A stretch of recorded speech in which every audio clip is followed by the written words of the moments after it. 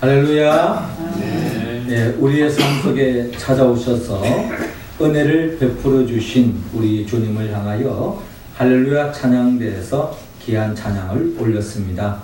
우리 주님께서 영광 중에 받아주신 줄로 믿습니다. 찬양의 가사처럼 우리가 어떠한 삶의 자리에 있다 할지라도 결국 주님께서 우리에게 은혜의 길로, 은혜의 바다로 인도하셔서 더없이 부족함 없는 삶으로 인도해 주실 줄로 믿습니다. 그 믿음으로 더욱더 힘차게 믿음 생활해 나가는 우리 모두가 되기를 주의 이름으로 축원합니다. 옆 사람과 인사 나눕시다. 주님의 은혜에 감사합시다. 주님의 은혜에 감사합시다.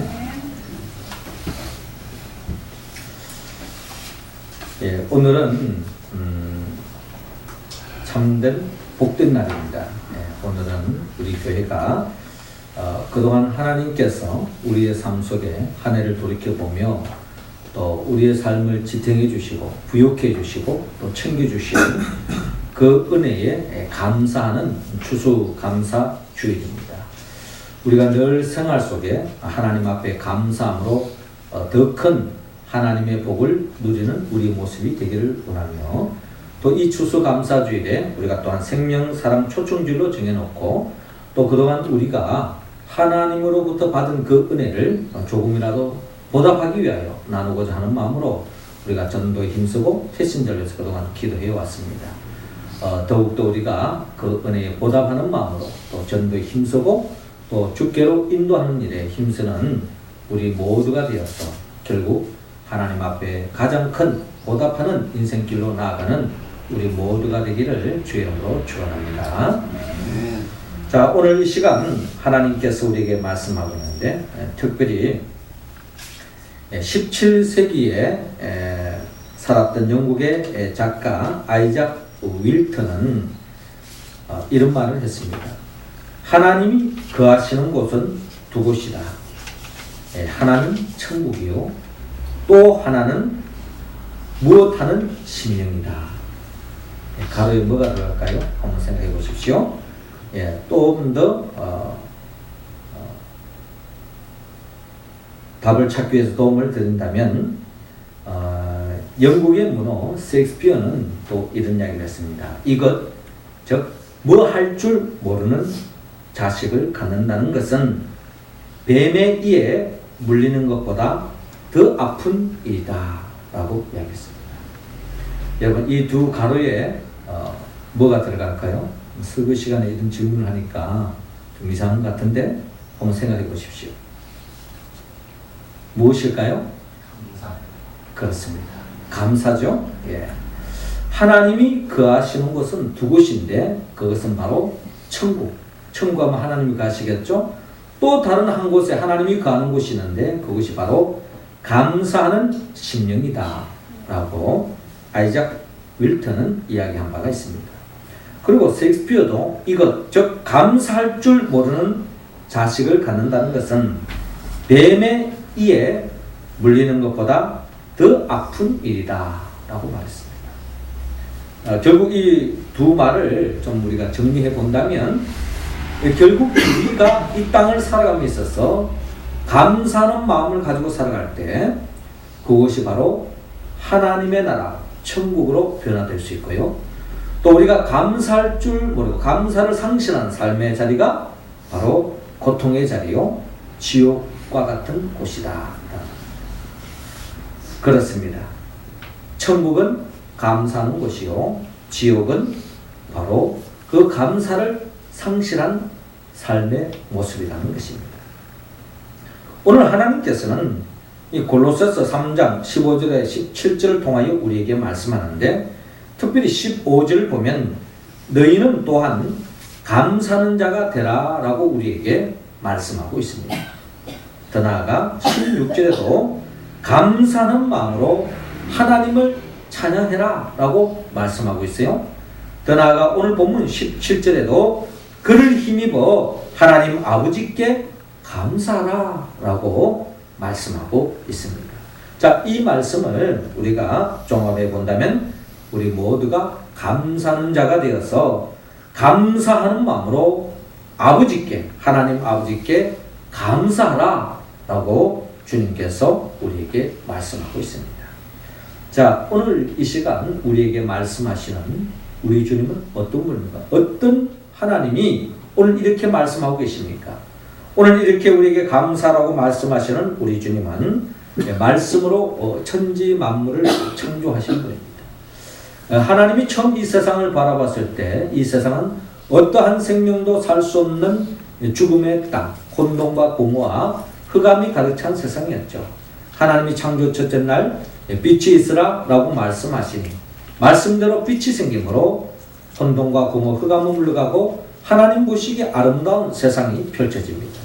창조 둘째 날에도 하나님의 말씀대로 하늘이 생기고 셋째 날에도 땅과 바다와 또한 식물이 생깁니다. 그리고 창조 넷째 날에도 하나님의 말씀대로 낮을 밝히는 해와 또 밤을 밝히는 달과 하늘의 수많은 별들을 만드십니다. 그리고 창조 다섯째 날에도 하나님의 말씀대로 또 바다의 물고기와 하늘의 새를 만드시고 여섯째 날에도 하나님의 말씀대로 짐승과 동물을 만드시고 그리고 삼위 하나님의 형상과 모양대로 우리와 같은 사람을 만드시고 생육하고 번성하여 땅에 충만하라 땅을 정복하고 다스리라 라고 말씀하셨습니다. 이처럼 하나님께서 말씀으로 창조한 이 세상을 바라보시고 하나님은 보시기에 심히 좋았더라 라고 말씀합니다. 이처럼 말씀으로 천지 만물을 창조하신 하나님께서 이 하나님의 말씀으로 창조된 이 세상을 살아가는 모든 인생들을 향하여 오늘 주님께서 우리에게 말씀하시기를 감사하는 자가 되어서 감사하는 마음으로 하나님 아버지께 감사하라 라고 우리에게 명령하고 계십니다. 우리가 이 말씀에 하나님 응답하기를 원합니다. 하나님이 왜 이 말씀에 응답하기를 원할까요? 이 말씀에 응답할 때에 우리는 잃어버린 에덴 동산의 그 기쁨을 되찾을 수 있고 하나님의 나라를 살아갈 수 있습니다. 우리가 신앙생활하는 궁극적인 목적은 멀리 있는 게 아닙니다. 물론 죽어서 천당 가는 것 중요한 이야기입니다. 그러나 그에 걸맞게 중요한 것이 있다면 우리가 이 땅에서 하나님의 나라를 침노하고 그 하나님의 나라를 누리고 그 하나님의 나라를 전파하는 삶, 이것이 바로 우리를 부르신, 우리를 세우신 하나님의 뜻이라는 것입니다. 결국 우리 모두가 주님의 말씀대로 한 사람 한 사람이 감사하는 자가 되어서 감사하는 마음으로 하나님께 감사를 올릴 때에 우리는 이 땅에서 천국을 맛볼 줄로 믿습니다. 어거스틴은 믿음, 소망, 사랑 이 세 가지는 항상 있을 것인데 여기에 한 가지를 더하고 싶은데 그것이 바로 감사라고 이야기한 바가 있습니다. 감사는 마치 공으로 벽을 치는 것 같아서 감사하면 반드시 자기에게 돌아오게 된다라고 말하고 있습니다. 이 말은 달리 말하면 우리가 불평을 내어놓으면 불평할 수밖에 없는 삶이 우리의 삶에게 되돌아오지만 우리의 삶이 어떠한 형편에도 감사하는 마음을 가질 때 그 감사의 공이 다시 우리에게 돌아와서 더 감사가 넘치는 삶으로 변화될 수 있다 하는 이야기로 우리는 생각할 수 있겠습니다. 어떤 학자들이 아프리카 미개한 곳에 가서 그 부족들을 살펴보았더니 그들의 말을 다 번역할 수 있었는데 감사하다는 말을 전해줄 단어는 그들에게 없더라는 겁니다. 한마디로 감사를 모르고 있더라는 거죠. 생활이 미개하면 미개할수록, 문화가 미개하면 미개할수록, 또 생활이 육적으로나 영적으로 어렵고 힘들수록 감사가 없더라라는 것입니다. 힘들게 사는 사람, 마지못해서 살아가는 사람, 여러분 그들의 은을 잘 살펴보면 그게 늘 원망과 불평이 자리 잡고 있는 것을 바라볼 수 있습니다. 일본의 유명한 신학자 우츠무라 간조는 이야기한 바가 있습니다. 하나님께서 이 시간 우리에게 만약에 저주를 내린다면 어떤 질병에 걸리거나 실패나 죽음을 통해서 저주를 내리는 것이 아니라 하나님께서 우리 인생들에게 내리는 가장 큰 저주가 있다면 그것은 바로 감사하는 마음을 거두어가는 것이다 라고 이야기한 바가 있습니다. 감사하는 마음이 일어나지 않은 메마른 심령으로 그들을 저주할 것이다 라고 이야기한 바가 있어요. 저 감사할 줄 모르는 사람은 한마디로 저주받은 인생이다 라고 우쭈무라 간주는 이야기하고 있습니다. 카네기는 변망덕은 들풀과 같아서 가만히 두어도 자라지만 감사는 장미와 같아서 계속 길러야 자라난다 라고 이야기한 바가 있습니다. 그렇습니다. 불평과 불만은 가만히 두어도 잘 자라납니다. 원망과 불평은 그 누가 교육하지 않아도 자연 발생적으로 원망과 불평이 저절로 살아나고 돋아난다는 겁니다. 한번 텃밭을 한번 키워보신 분, 농사해 보신 분들은 아마 이 풀의 생명력이 얼마나 강한지 여러분 아시지 않습니까? 돋았으면 풀이 또 돋아납니다. 비가 한번 오고 나면 또 풀이 얼마나 자라는지 몰라요. 가만 놔도 가꾸지 않고 실 뿌린 바도 없는데 어디서 날아오는지 풀의 씨앗들이 결국 계속 그 밭을 점령하는 것을 볼 수가 있습니다. 가만히 놔두면 풀은 더욱더 왕성해집니다. 그렇기 때문에 그때그때마다 솎아내야 되는 거죠. 그러나 여러분, 감사는 가만히 두면 자라나지 않습니다. 장미와 같이 자꾸 물을 주어야 하고 가꿔야만이 감사의 꽃을 피울 수 있다는 겁니다. 그냥 자연으로 가만히 있으면요, 우리는 자연스럽게 감사하지 않는다는 겁니다. 아담이 범죄한 이후로 우리 모두는 감사하기보다는 원망과 불평하고 남의 탓을 하는데 더 발달되어 있고, 그게 더 초기 발달되어 있고, 또 그렇게 하는 것이 더 자연스러울 때가 없지 않아 있다는 것입니다. 그렇기 때문에 하나님께서는 우리 모두가 감사하는 자가 되길 원한다는 것입니다. 20세기의 독일의 신학자 디트리 본헤퍼는 그가 말하기를 그 사람이 기독교인인가 비기독교인인가 구분하는 방법은 멀리 있지 않다. 그 삶에 감사하고 즐거운 마음으로 살아가느냐 아니면 그렇지 않느냐, 거기에 나누어진다 라고 말하고 있습니다. 그러니까 정말 저 사람이 예수를 잘 믿느냐, 예수를 믿느냐, 거기에는 감사가 있다는 거예요. 기쁨이 있다는 겁니다. 지지난 주죠. 우리 교회에 등록하신 일부 예배 때 나오시는 분인데, 일부 예배 때 우리 안내를 보시는 우리 이정숙 집사님의 그 직장의 사장님이 우리 교회에 등록해서 일부 때마다 나오십니다. 그분과 이제 2주 전에 제가 이제 저녁을 제가 한번 나누면서 같이 이야기를 했습니다. 어떻게 해서 이제 우리 교회에 나오시게 됐느냐. 그분이 나름대로 우리 교회에 나오는데 많은 장애물이 있었습니다. 특별히 이분은 장손의 장남이에요. 동생이 한 7명 됩니다. 근데 이제 집안 대대로 그냥 제사를 한 몸이 지고 오는 사람인데, 이분이 예수 믿는 것 쉽지가 않습니다.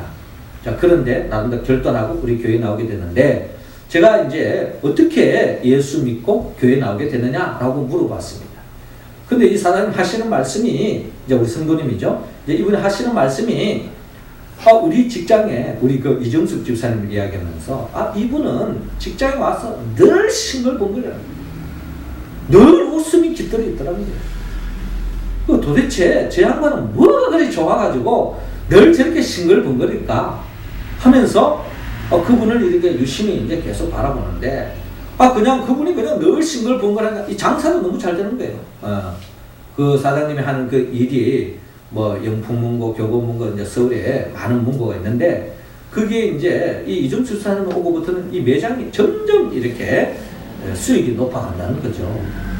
그래서 도대체 제 양반은 항상 저렇게 즐겁고 기쁘고 무엇이 저렇게 기쁜가 하고 이제 그분에 대해서 관심을 가지고 이제 이야기를 나누면서 이정수 집사님에게 무엇이 그렇게 기쁩니까? 라고 물어봤더니, 저는 예수 믿습니다. 간단한 이야기죠. 저 예수 믿습니다. 그러면서 예수 믿으면 기뻐집니다. 예수 믿으면 행복해집니다. 그래서 이 사장님이 결국에는 이제 우리 이 집사님에게 다가가서 도대체 당신이 믿는 예수가 뭔가를 좀 알고 싶다. 그래서 이제 개별적으로 성경 공부를 하면서 복음을 받아들이게 된 거예요. 그래서 이제 우리 교회에 나오는데 그 이제 아침에도 주일날도 근무가 있기 때문에 아침에 이제 7시 전에 이제 그 대치동에서 우리 교회에 나오려고 그러면 뭐 7시 전에 이제 나와야 7시 반에 예배를 그냥 드릴 수 있는 거예요. 그래서 6시 반쯤에 나와가지고 교회에 나온다는 겁니다. 그 먼 곳에서. 그래서 너무너무 그냥 우리 교회에 오니까 참 마음 편하고 너무 행복하다. 이제 이런 이야기를 하면서 그분이 교회에 나오게 된 그 발걸음은 예수 믿는 사람, 그 생활 속에서 그 늘 감사하고 기뻐하는 그 모습을 통해서 예수 믿게 되었다라고 하는 그 고백을 드리면서 참 감사하고 기뻤습니다. 우리 교회에 저렇게 복된 사람이 있다니 참 우리 교회가 참 행복하구나 하는 생각을 가져보았습니다. 그렇습니다. 하나님은 우리 모두가 어떠한 삶의 자리도 내가 정말 예수를 믿는다면 그 삶의 자리에서 감사하고 기뻐하는 그런 모습이 바로 그리스도의 편지요 그리스도의 복음의 향기다라는 생각을 가져봅니다. 며칠 전에 제가 이 카톡을 받았는데 이 카톡을 이제 열어봤더니 이런 글귀가 있었습니다. 그 카톡의 제목은 내 것이 아닙니다 하는 글이 이제 이렇게 블로그에 연결되어 가지고 글이 사진과 함께 글이 쫙 이렇게 기록되어 있는 거예요. 그래서 이제 넘겨보는데 그 내용은 이렇습니다. 제목이 내 것이 아닙니다 라는 제목이에요. 자, 이 내용을 봤더니 이분이 이제 이런 글을 썼어요. 한때는 이 아름다운 집이 제게 가장 큰 자랑이었습니다. 10년을 기울여 꾸민 아름다운 우리 집. 얼마나 아름답게 가꾸었는지 잡지사에서 여러 번 나왔고 내심 자랑했다고 합니다. 집 가구가 너무 사랑스럽고 집이 너무나도 이쁘게 이렇게 단장되기 때문에 이 잡지사에서 몇 분이나 나왔어요. 그래서 이 분에게는 늘 이 집을, 우리 집을 자랑했다는 겁니다. 그래서 행여나 때가 탈까? 혹시나 먼지가 탈까? 닦고 설고했던 우리 집. 이 집에 대한 이 자부심, 이 행복, 이 기쁨이 이루 말할 수 없었습니다.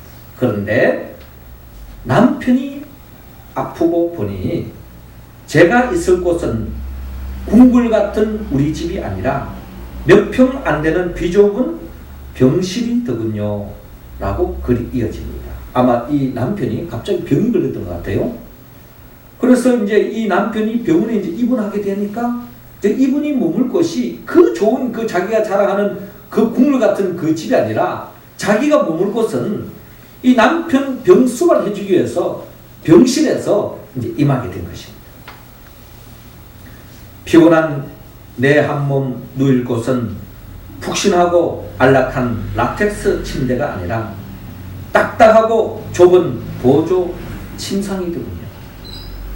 내 거라 믿었던 남편과 공동 명의로 되어 있던 자랑스러운 내 집도 알고 보니 제 것이 아니었습니다. 바라만 봐도 뿌듯했던 참으로 고운 접시들, 참으로 이쁜 그릇들. 나는 왜 이렇게 많은 그릇에 마음이 꽂힐까? 남들은 그릇이면 그릇, 가구면 가구, 옷이면 옷, 하나만 꽂힌다는다. 나는 왜 모든 것을 갖고 싶지? 라면서 두들대며 만들었던 내 못 말리는 그릇사라. 이분이 그릇을 너무 좋아하는가 봐요. 그래서 이제 장식물에 전부 이 그릇들을 이쁜 그릇 있으면 전부 다 사가지고 같이 이제 집에 장식을 하면서 그걸 보면서 행복에 겨우 있었던 것 같습니다. 그 수많은 이쁜 그릇들도 남편과 함께하는 병실에는 아무 소용이 없더이다. 제가 황량한 병실에서 설 수 있는 것은 보잘것없는 플라스틱 접시와 종이컵 뿐이더군요. 그렇지 않겠습니까? 병실에서 무슨 뭐 이런 컵에다가 뭐 차를 마시겠습니까? 음식을 해드리세요. 병실에서는 단지 그냥 종이컵, 플라스틱 접시, 이것밖에 자기가 쓸 수 있는 건 그것밖에 없더라는 거죠. 15자 북박이장에서 가득한 수많은 옷들과 제가 사랑에 맞지 않던 명품 백들, 이 또한 제 것이 아니었습니다. 남편과 함께하는 병실에서 편안한 추리닝과 레깅스면 조카더이다. 귀히 여기던 명품 백도 필요 없더이다. 그뿐인가요? 20년 넘게 나의 자랑이었던, 나를 빛나게 해준다고, 나를 완전케 해준다고 믿었던 내 남편도 제 것이 아닙니다. 내 것이 아닙니다. 의사들은 말합니다. 마음의 준비를 하라고. 이 또한 내 것이 아니라고 이젠 압니다. 내 신분, 내 생명, 내 사랑하는 아이들조차도 결국에는 제 것이 아니라는 것을, 또 이 아이들 또한 그분이 제게 잠시 맡기셨던 선물임을 제가 잊고 있었네요. 너희 염려를 다 주께 맡기라. 이는 그가 너희를 돌보십니다. 하는 말씀을 생각하면서 근심과 염려는 다 주께 맡기고 내 남편 또한 주께 맡기고 저는 이 밤도 기다립니다. 죽은 나사로를 살리셨던 예수님이 베데스다 연못에 38년 된 병자를 찾아가셨던 예수님이 친히 내 남편에게 찾아오셔서 살려주기를 기다립니다. 내가 가서 고쳐주라 말씀해 주시길 기다립니다. 근심, 염려 다 주께 맡기고 내 남편 또한 주께 맡기고 저는 이 밤 또 기다립니다. 그분의 핏값으로 살리셨던 내 남편을 또다시 살려주기를 애타게 기도합니다.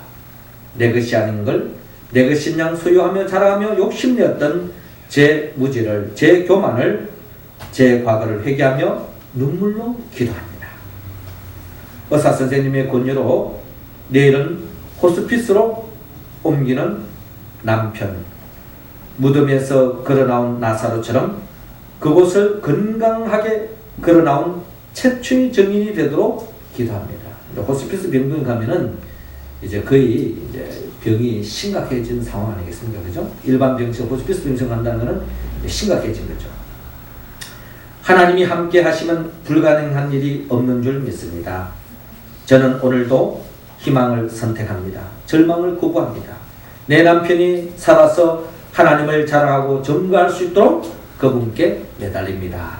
하는 그런 글이 이렇게 올라가 있더라고요.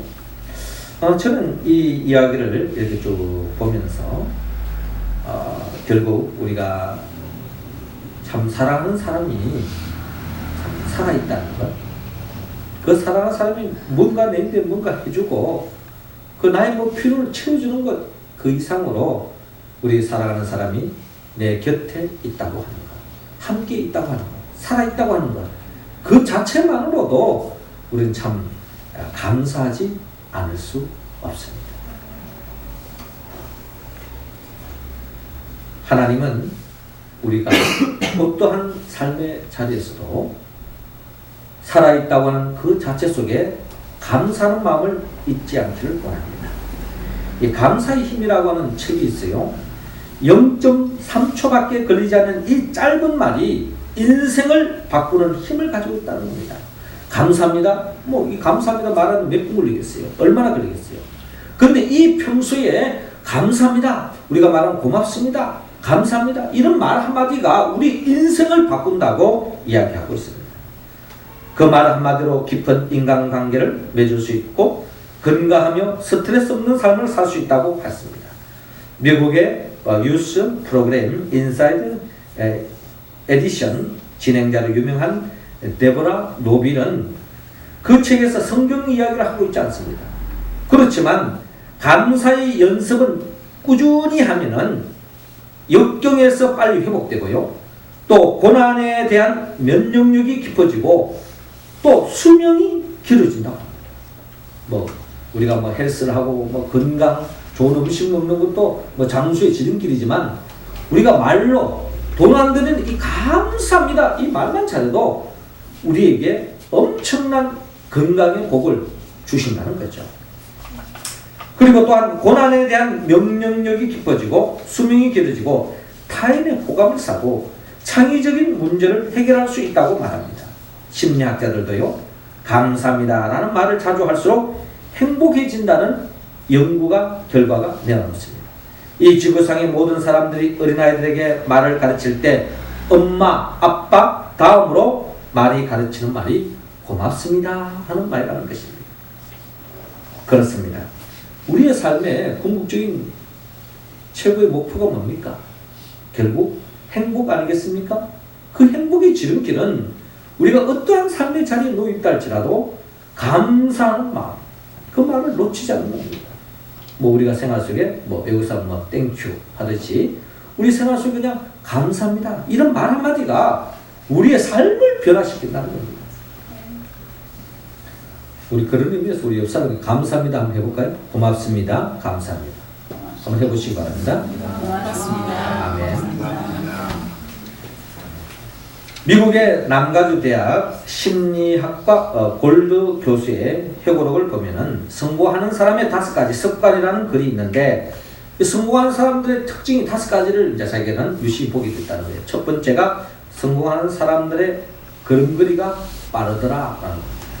걸음걸이가 빠르다는 것은 성취욕과 부지런함을 보여줍니다. 둘째로 앞자리에 앉거나 앞쪽에 선다는 겁니다. 앞자리에 앉는 것은 적극적이고 진취적이고 뒷자리에 앉는 것은 소극적이고 방관적이라는 것입니다.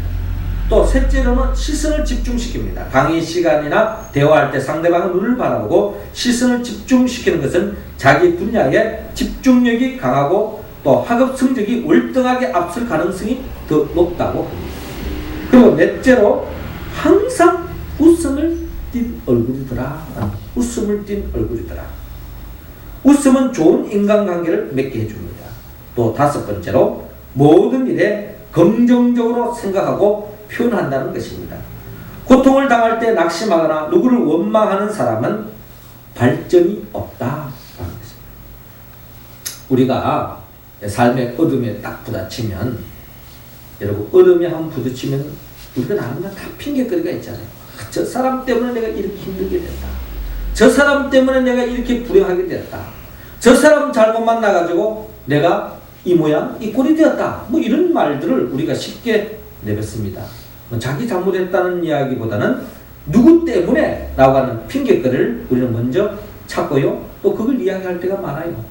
사실 아담과 하와가 범죄했을 때도 하나님께서 아담에게 찾아왔을 때 아담이 하는 그 이야기를 들어보면 결국 아담도 하나님이 만들어준 저 여자 때문에 내가 이 모양 이 꼴이 됐습니다. 이런 이야기 아니겠습니까? 결국 범죄한 사람, 죄를 지은 사람, 타락한 사람, 또 진정한 하나님의 행복을 누리지 못한 사람은 남의 탓을 하고 남에게 책임을 전가시키고 원망과 불평이 끊임없다. 이런 사람은 삶에 발전이 없다라고 이야기하고 있습니다.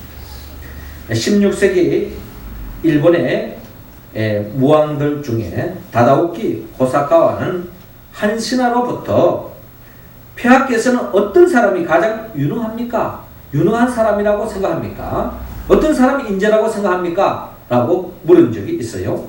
이때 다다오키는 이런 말을 했습니다. 아카시아만의 굴과 같은 사람이요 라고 이런 말을 했습니다. 아카시아만의 굴과 같은 사람. 아카시아 이 해안에는 아주 거센 파도가 부딪힌다고 합니다. 그래서 이 아주 부딪힌 이 파도에 의해서 결국에 거기에 서식하는 그 굴들은 아주 그 험한 그 풍랑 속에서 생존하기 때문에 그게 생산된 굴이 아주 맛있다고 합니다. 이와 마찬가지로 정말 유능한 사람은 역경을 딛고 탄생한다 라고 이야기하고 있습니다. 정말 유능한 사람, 정말 하나님 앞에 쓰임받는 사람, 공통점이 있다면 그들은 남모르는 역경이 있었습니다. 남모르는 어려움이 있었습니다. 그런데 그 어려움을 잘 인내하고 참고 나갔더라. 그 사람이 무슨 특별한 배짱이 있고 참을성이 많았어가 아니라 주님을 믿는 그 믿음으로 그 어려운 현실을 뚫고 약속의 말씀 붙잡고 이겨나가더라는 것입니다. 이번 주간에 우리가 큐티를 통해서 나눴던 말씀처럼 이 요셉이라고 하는 그 인물을 우리가 들여다보면 요셉은 참으로 우유곡절했습니다. 많은 어려움을 겪었습니다. 형제들로부터 애매한 고난을 당했습니다. 그러나 요셉은 그 누구 하나 원망하지 않았습니다. 끝까지 그걸 참고 인내해 나갔을 때에 하나님의 때가 되니까 하나님이 그 요셉을 들어서서 요셉을 통해서 많은 사람들이 복을 받는 하나님께 영광 돌리는 사람으로 세움받는 것을 바랍니다. 그리고 본다면 우리의 삶에 뭐든지 내가 원하는 대로 바라는 대로 뭔가 일사천리로 다 진행된다고 해서 그게 다 축복만은 아닐 수도 있다는 겁니다. 우리의 삶에 원치 않는 어려움이 있고 애매한 고난을 당할 때 여러분 기억하시기 바랍니다. 하나님을 나를 연단시켜서 크게 사용하시려는구나. 욥이 고백하는 바 나의 가는 길을 오직 그가 아시나니 그가 나를 단련하신 후에는 내가 정금같이 나오리라 라고 욥이 고백했던 것처럼 저와 여러분들도 그런 고백 속에서 오늘의 이 현실의 모든 어려움을 이겨내고 마침내 연단받아 하나님 앞에서 크게 쓰임받는 우리 모두가 다 될 수 있기를 주의 이름으로 축원합니다. 그러기에 윌리엄 로우는 이런 말을 했어요. 최대의 성자는 고행이나 금욕을 하는 자가 아니라 어떤 환경에도 감사하는 사람이다 라고 말하고 있습니다. 최대의 성자는 고행이나 금욕을 하는 자가 아니라 어떤 환경에도 감사하는 사람이다. 이어서 그는 말하기를 만일 어떤 사람이 인생의 행복과 만족을 찾는 가장 빠르고 확실한 방법이 뭐냐고 묻는다면 그 사람에게 어떤 사건이 일어나든지 그 사건에 대해서 무조건 하나님께 감사하고 찬양하라고 대답하겠다 하고 이야기한다고 했습니다. 이렇게 이야기할 수 있는 것은 하나님이 살아계심을 믿지 않는다면 이런 이야기를 할 수가 없죠. 결국 하나님께서 우리를 가장 복된 길로 인도해 주신다고 하는 그 믿음, 오늘 우리 김수현 교사님이 기도했던 내용처럼 하나님의 그 신실하심, 그 세심하심, 그 세밀하심, 그 하나님의 그 인도하심을 믿지 않는다면 우리는 어떤 상황 속에도 감사하는 마음을 가질 수가 없습니다. 쉽게 좌절하고 원망하고 불평할 수 있는 거죠. 그러나 하나님은 우리 교회를 세우시고 우리 교회에 속한 모든 성도들을 가장 복된 길로 인도하고자 하는 하나님의 그 약속을 믿는다면, 그 뜻을 믿는다면 우리는 어떠한 처지 속에도 감사하는 마음을 가질 수 있다는 것입니다. 노르웨이 속담 중에 감사하는 마음에는 사단이 슬픔의 씨앗을 뿌릴 수 없다라고 이야기하고 있습니다. 감사하는 마음에는 결국 슬픔이 자리 잡을 수 없다는 거예요. 반대로 감사하는 마음을 가질 때에 우리에게는 행복의 꽃이, 기쁨의 꽃이 피어날 수밖에 없다는 것입니다. 바네트 깁스는 행복한 하루라는 책을 통하여 이런 말을 했습니다. 행운의 손바닥에 얼마나 많이 쥐게 되느냐 하는 것은 그대의 행복과 아무런 관계가 없다는 겁니다. 내 손에 얼마나 많이 쥐었느냐, 이게 행복의 척도가 아니라는 겁니다. 그대의 마음속에 감사하는 생각이 없으면 그대는 파멸의 노를 젓고 있는 것이다. 제발 부탁이니 다른 공부보다 먼저 감사할 줄 아는 방법을 배워라. 감사의 예술을 터득할 때 그대는 비로소 행복을 찾을 것이다. 여러분, 우리 교회가 부흥하는 방법은 멀찍지 않습니다. 우리 성도들이 처한 주어진 상황 속에서 여러분 감사하는 마음을 가진다면 그것이 바로 행복해진다는 거예요. 우리 교회 부흥이 뭘까요? 우리 교회가 건물이 커지는 것? 뭐 재정이 막 넘치는 것? 뭐 성도 수가 많아지는 것? 그렇지 않습니다. 몇 사람이 되더라도 우리 한 사람 한 사람이 정말 행복하다면, 하나님의 나라의 기쁨을 누리고 있다면 그 교회가 참된 좋은 교회요, 행복한 교회요, 하나님이 가장 기뻐하는 교회인 줄로 여러분 믿으시기 바랍니다. 그러므로 우리 성도들이 행복할 수 있는 유일한 길은 여러분들이 환경 타락줄이 없어요. 주어진 상황 속에서 감사할 수 있다면 그것이 바로 축복이라는 겁니다.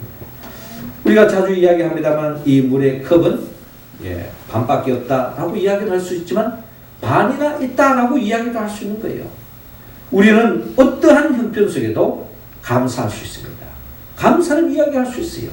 거기에 행복이 피어나고 하나님의 나라가 꽃피워질 수 있다는 것입니다. 스펄전 목사님은 캄캄한 밤 하늘에도 자세히 보면은 별빛이 보인다. 별빛을 보고 감사하는 자에게 하나님은 달빛을 주시고, 달빛을 보고 감사하는 자에게 하나님은 햇빛을 주시고, 햇빛을 보고 감사하는 자에게 달빛도 햇빛도 필요 없는 천국의 빛을 주신다라고 말씀했습니다. 더 나아가 스펠전 목사님은 불행할 때 감사하면 불행이 끝나고요, 형통할 때 감사하면 형통이 연장된다 라고 이야기하는 바가 있습니다. 불행할 때 감사 쉽지가 않죠. 불행한 속에도 감사하면 우리의 삶에 더 이상 불행이 자리 잡지 못합니다. 불행의 뿌리를 내릴 수 없다는 겁니다. 불행이 사라진다는 거예요. 그러나 형통할 때 감사하는 거 쉬울 것 같죠? 의외로요. 여러분 잘 나가보십시오. 하나님을 향한 감사하는 마음은 온데간데 없고 어느덧 내가 잘나서 된 것이냐? 착각에 빠져서 그저 교만에 빠져서 감사하는 마음을 더 상실할 때가 많습니다. 사실 어려울 때 감사하는 것도 쉽지 않지만 잘 될 때 감사하는 것도 결코 쉬운 일이 아니라는 겁니다. 그러므로 우리가 형통할 때나 불행할 때나 어떠한 속에도 감사하는 마음을 가지는 사람, 그 사람이 바로 겸손한 사람이요, 그런 사람을 하나님은 결국 이 시대를 핵을 긋는 그런 복으로 축복의 길로 인도해 주신다는 겁니다. 우리는 출애굽기를 통하여 이스라엘 역사를 더듬어 봅니다. 출애굽 여정 속에 이스라엘 백성들이 출애굽을 하여 가나안 땅을 갔지만 그들의 약속의 땅을 향하여 출발했지만 그 약속의 그 복을 차지한 사람은 출애굽 1세대 중에 장정 50만 명 중에 단지 갈렙과 여호수아 2명밖에 없었다는 것을 우리는 성경을 통하여 잘 알고 있습니다. 갈렙과 여호수아가 뭐 특별한 용맹한 무술을 터득했기 때문에, 뭐 다른 사람보다 좀 더 공부를 더 많이 했기 때문에, 잘생기기 때문에, 뭐 특별한 지략을 가지기 때문에 그렇지 않습니다. 성경은 이 갈렙과 여호수아는 어떠한 처지 속에도 결코 절망하지 않고 감사하는 마음을 가졌다라고 성경은 이야기하고 있습니다. 12명의 정탐꾼들이 가나안 땅을 정탐했을 때의 결론은 뭡니까? 그 땅은 참 좋은 땅이지만 그 땅에 차고 있는 그 족속들을 바라봤을 때 우리는 메뚜기 같은 존재다. 우리는 그 땅을 차지할 수 없다. 그리 메뚜기다 라고 이야기했는데 갈렙과 여호수아는 아니다. 하나님이 우리와 함께 하시면 그 땅은 우리 것이다. 하나님이 함께 하시니 뭐가 문제가 되느냐? 감사하는 마음으로 나아갔다는 겁니다. 결국 성경은 우리에게 최후의 성공자, 진정한 행복자, 진정한 천국을 침노하는 자의 특징은 바로 감사하는 자들아라는 것입니다. 감사하는 갈렙과 여호수아가 결국에는 최후의 이기는 자의 반열에 서서 가나안 땅에 들어가서 그 약속의 땅을 그저 단순히 바라고 꿈꾸는 데 머문 것이 아니라 그 땅을 차지하고 누리고 하나님께 영광 돌리는 삶으로 나아갔다는 것입니다. 우리는 이 땅에서 하나님의 나라를 그저 죽고 난 뒤에 천국 바라보는 거기에만 머물러 있지 말고 이 땅에서 그 천국을 침노하고 맛보고 누리고 전파하는 삶으로 살기를 원합니다. 그 길은 바로 하나님은 우리 모두가 감사하는 자가 되었어. 감사하는 마음으로 하나님 아버지께 감사할 때에 그 복을 누릴 수 있다고 말씀하고 있습니다. 그러므로 우리가 그 복을 온전히 누리기 위해서는 우리는 보혜사 성령의 도움을 받아야 합니다. 보혜사 성령은 예수님의 영이죠. 예수님이 누구인가를 바로 알고 고백할 때에 우리는 그 영이 임합니다. 예수님은 우리를 위하여 천지 만물을 이미 창조하셨어요.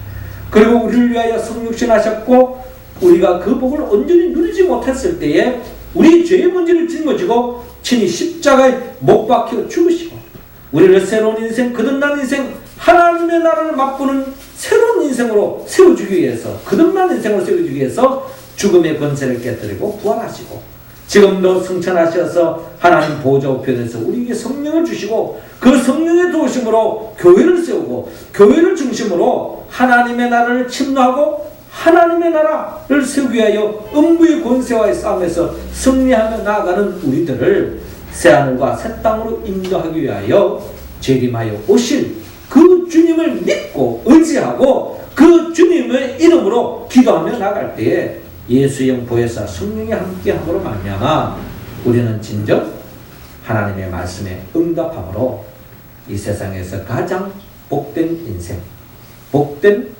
교회, 복된 삶을 열어갈 줄로 믿습니다. 이 복을 누리며 살아가는 우리 모두가 되기를 주님으로 축원합니다. 기도드리겠습니다.